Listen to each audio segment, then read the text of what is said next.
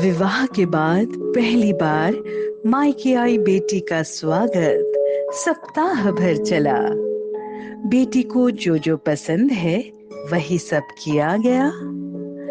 वापस ससुराल जाते समय पिता ने बेटी को एक अति सुगंधित अगरबत्ती का पूढ़ा दिया और कहा, बेटी, तुम जब ससुराल में पूजा करने जाओगी तब ये अगरबत्ती जरूर जलाना। पीछे से माँ ने कहा, बिटिया प्रथम बार मायके से ससुराल जा रही है जी, तो भला कोई अगरबत्ती जैसी चीज देता है क्या?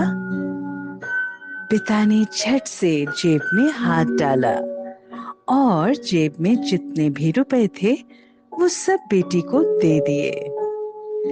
ससुराल में पहुंचते ही सासू माँ ने बहू के माता पिता ने बेटी को विदाई में क्या दिया ये देखा तो वो अगरबत्ती का पूढ़ा भी दिखा। सासू माँ ने मुंह बनाकर बहू को बोला, कल पूजा में यह अगरबत्ती लगा देना बहू, समझी? सुबह जब बेटी पूजा करने बैठी, अगरबत्ती का पूढ़ा खोला तो उसमें एक चिट्ठी निकली।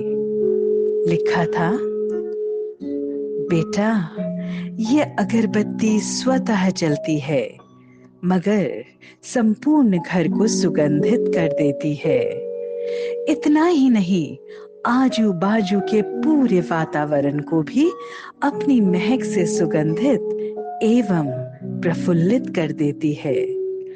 हो सकता है कि तुम कभी पति से कुछ समय के लिए रूठ जाओगी या कभी अपने सास ससुर जी से नाराज हो जाओगी, कभी देवर या ननद से भी रूठोगी, कभी तुम्हें किसी से बातें सुननी भी पड़ सकती है या फिर कभी अड़ोस पड़ोसियों के बर्ताव पर तुम्हारा दिल खट्टा भी हो सकता है।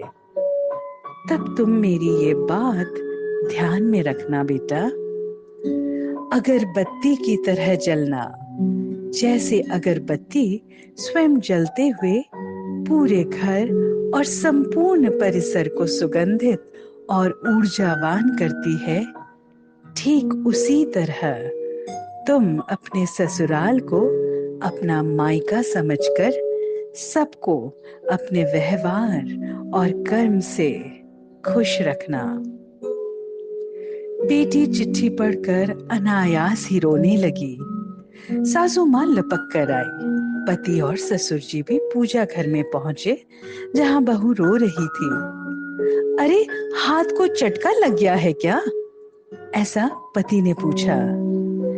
क्या हुआ बेटा, बताओ, ससुर जी बोले।